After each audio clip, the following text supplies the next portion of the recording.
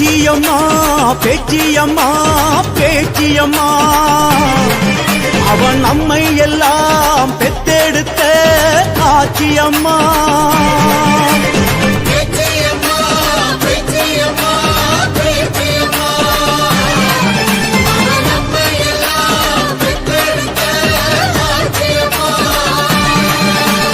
எழுவரிலே மூத்தவளே ஏழைகளின் ஆத்தாளே ஊழ்வடச்சா கழிப்பாளே கோருவரம் தருவாளே.